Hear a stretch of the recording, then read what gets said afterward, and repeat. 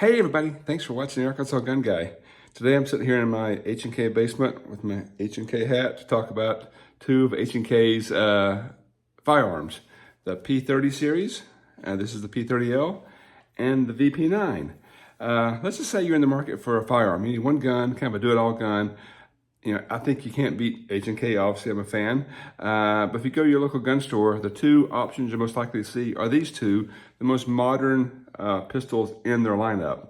So I'll kind of look at these side by side and take a look at the features they both have because they're both excellent firearms. But at the end, I may actually do one of these if I could only have one thing just see on the internet sometimes and actually pick one. I don't usually do that.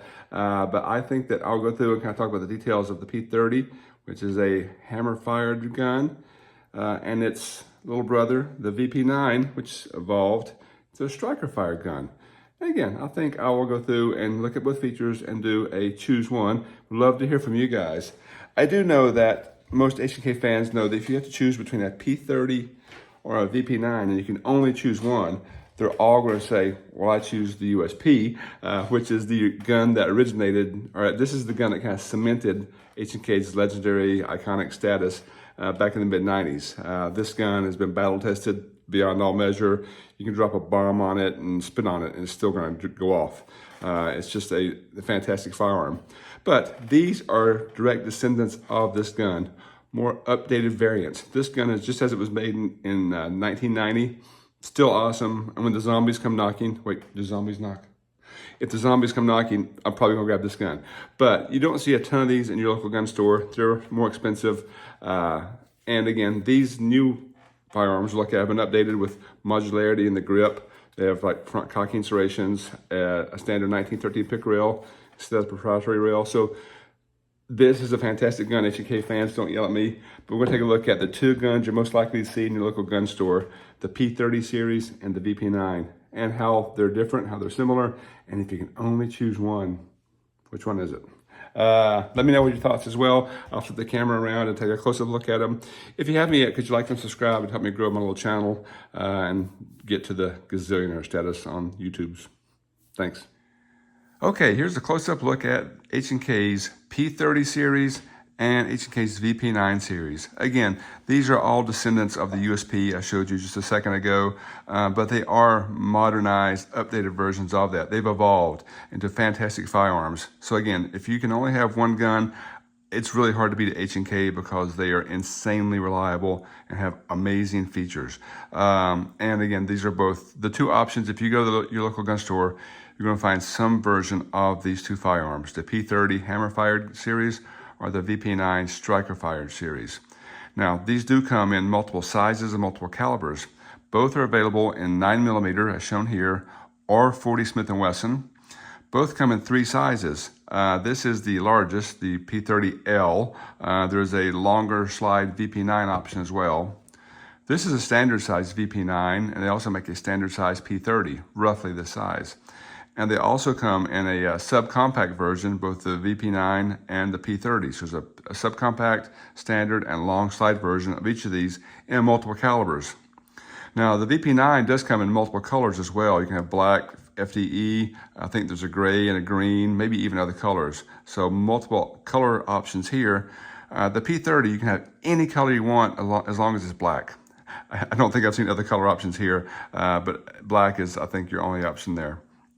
I should note too that the VP9, the 40 Smith & Wesson variant, is called a VP40, just for your information. Now, again, I mentioned these are modernized versions of the USP.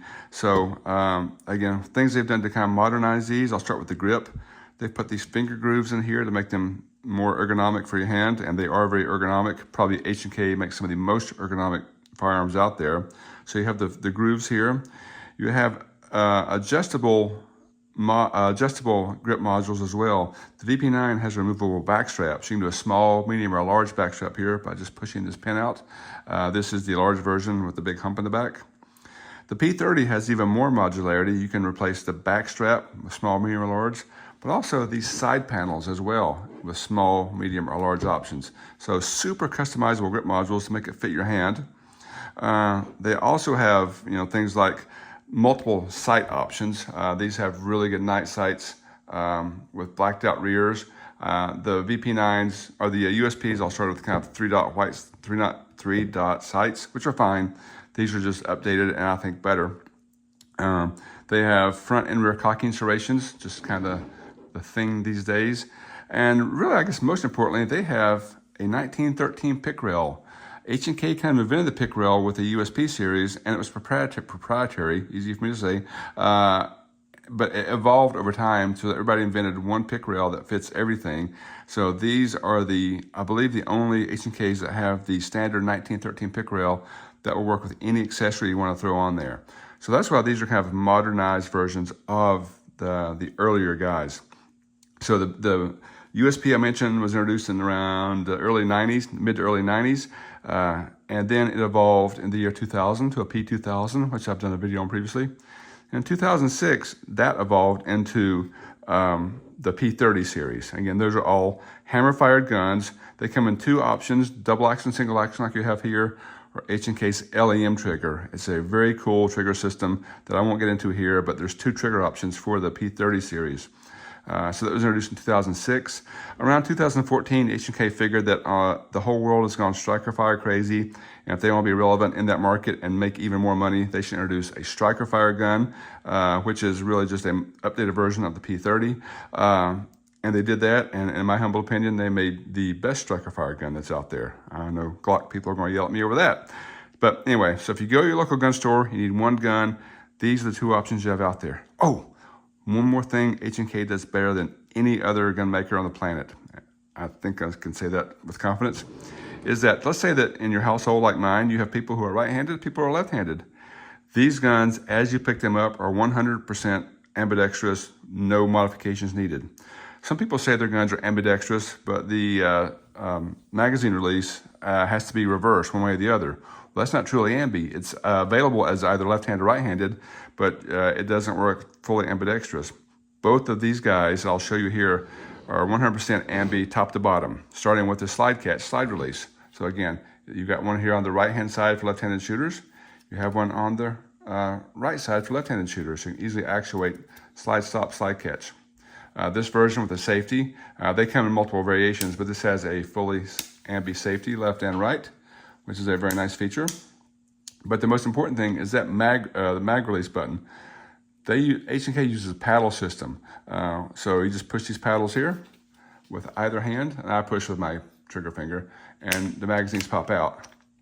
So that's awesome. And again, that works both left and right hand all the time. Paddles here, works with both. Same on the VP9. You've got your slide stop, slide catch here, and here. It looks different, functions exactly the same though. And you have your magazine release here and here, 100% fully ambi. So kudos to H&K. Love the fact that they're totally ambi. And I won't do the demonstration here, but you can take the magazines from the P30, work in the VP9, magazines from the VP9, work in the P30. So super interchangeable. Again, this guy is a really close cousin of that, except for the firing system. So what do I like about the P30 versus the VP9? I'm a hammer fire guy. I just like hammers. So I'll do a quick safety check before I run the magazine. I like hammers just because of the safety feature if you do carry them. Because I like the control of a heavy first pull. You're not going to pull the trigger by accident because it is a big heavy pull. But then each subsequent shot is you see the hammer stays back, a very short, light pull for all follow-up shots. So I love the double action, single action. The H&K LEM series is even a more interesting version of the hammer-fire series. But my other favorite feature is just the safety that it offers. If you are carrying a hammer-fire gun, I just love the safety that you can put your thumb on the hammer as you holster it. That way there is no chance, there's a very small chance anything's gonna happen anyway, but if you were to get fabric or a t-shirt or something in the way as you holster this, again, the double action is gonna prevent it from going very far because it's so heavy, but also your thumb on this trigger ensures there's no way you're gonna shoot yourself if you were to carry the firearm. So I just feel warm and fuzzy and safe with a hammer-fired gun. Striker-fired guns, I'm not quite as comfortable with. Again, drop the magazine here.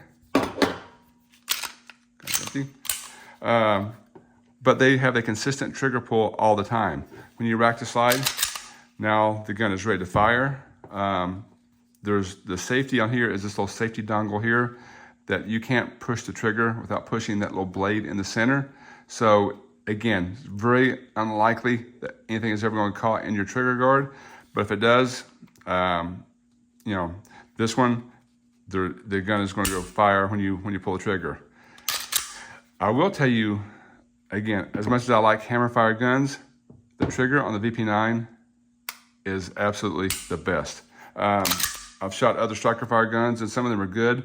This one is absolutely fantastic. You can see the very aggressive reset. You can feel it and see it pop out, but then you're right back to the wall and easy pull. I don't know what kind of witchcraft H&K did, but this trigger is absolutely to die for. And now another cool feature on the VP9 is that it has, you have front cocking serrations, rear cocking serrations, but you also have these little grips here that you can easily pull. Now, all the firearms I own, this is actually the easiest to grip because it's not hard to do press checks from the front or from the front this way or from the back. But these ears are just a very nice feature. They really did try to think of anything the customer could want to make it easier for them to shoot. And again, this trigger is absolutely phenomenal. So put this back in here. So that's kind of a close-up look at, the two most modern options in H&K's lineup. They're both fantastic guns. I bought them both, but if I could only choose one, and remember, I'm a hammer fire guy. I love the safety of hammer fires, and I shoot this gun well. If I go the range and shoot all the time. I don't do battle courses, or I'm not an officer. But on the target, I can absolutely destroy the torso of the target at pretty much any distance. So I feel good with this guy. I can hit the bad guy. But the VP9, I can shoot the bad guy in the face in the same hole over and over and over because this trigger is so insanely good and this gun is incredibly accurate. So as much as I love hammer fire guns, I'm not a striker fire guy. If I can only pick one of these, I'm probably going to choose the VP9 just because it is absolutely a joy to shoot. It's insanely accurate. This gun's accurate too, but this guy, for me, it's crazy how good it shoots. So how about you? If you have both, which do you prefer? I know the USP is the answer, but if you're going to choose one, which would you choose? Sound off in the comments because as people are researching firearms, they would love to hear what you think as well. As always, thank you guys for watching the Arkansas Gun Guy.